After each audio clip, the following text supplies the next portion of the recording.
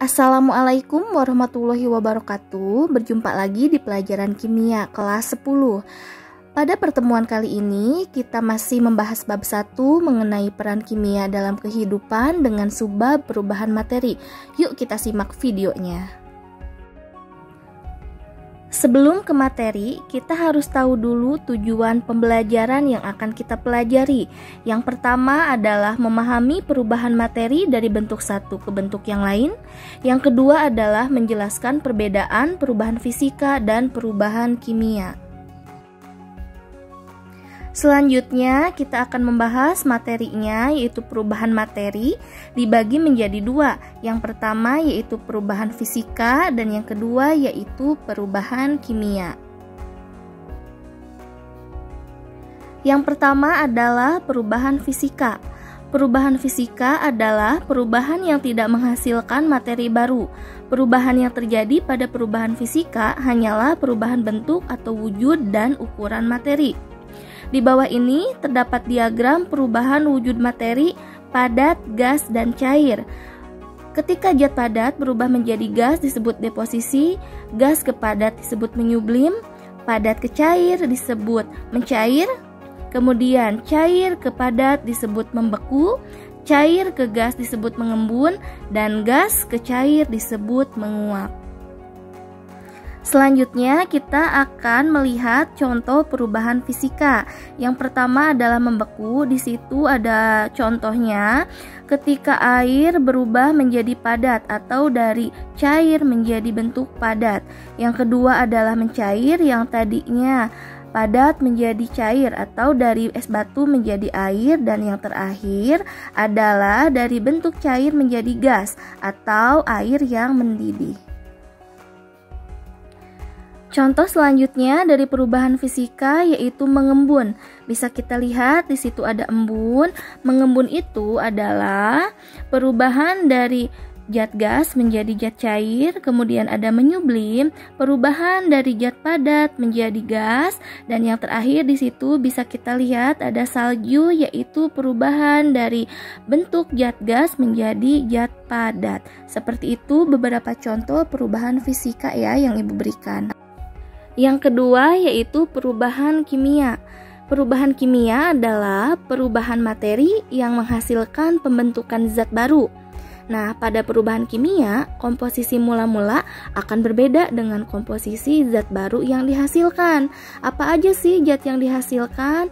Nah, yang pertama ada perubahan warna, kemudian yang kedua ada pembentukan gas, yang ketiga ada pembentukan endapan, dan yang terakhir adanya perubahan suhu. Yang selanjutnya yaitu reaksi kimia menghasilkan perubahan warna. Bisa kita lihat contohnya di situ ada besi berkarat. Besi yang sudah lama berwarna coklat terjadi karena adanya reaksi kimia yang bereaksi dengan oksigen di udara dan mengalami perkaratan yang ditunjukkan dengan adanya warna coklat. Kemudian yang kedua adalah nasi basi yang tadinya nasinya berwarna putih kemudian berubah menjadi warna orange karena adanya jamur, dan yang ketiga adalah proses titrasi yang menjadi indikator penting terjadinya reaksi kimia. Oke, selanjutnya yang B yaitu reaksi kimia menghasilkan gas. Contohnya ketika soda kue ditambahkan pada adonan kue maka akan terurai menghasilkan gas karbon dioksida. Nah, gas karbon dioksida inilah yang nantinya akan membuat kue menjadi mengembang. Yang C yaitu reaksi kimia menghasilkan endapan yang terjadi di dasar panci misalnya.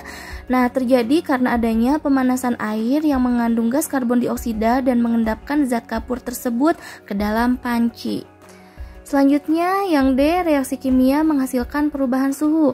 Bisa kita lihat di sini, bensin yang digunakan pada kendaraan bermotor tentu saja akan menghasilkan energi yang digunakan untuk menggerakkan kendaraan bermotor. Oke, selanjutnya kita akan membahas mengenai tugas yang harus kalian kerjakan. Nah, di sini tugasnya di antara peristiwa-peristiwa berikut, tentukan yang tergolong perubahan fisika dan perubahan kimia dengan cara memberikan tanda centang pada kolom yang sesuai. Di sini peristiwanya ada 7. Dari yang pertama gunung berapi meletus, kedua terjadinya hujan, ketiga pembuatan sirup, keempat pembakaran bensin, kelima pembuatan pupuk, keenam lampu pijar menyala, dan yang terakhir, yang ketujuh yaitu proses fotosintesis tumbuhan. Silahkan kalian pilih pernyataan yang ibu sebutkan termasuk perubahan fisika atau perubahan kimia. Selamat mengerjakan. Semoga apa yang ibu sampaikan bisa kalian pahami dan mengerti.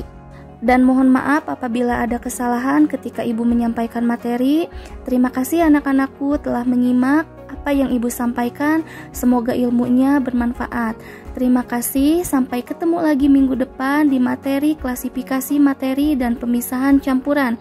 Wassalamualaikum warahmatullahi wabarakatuh.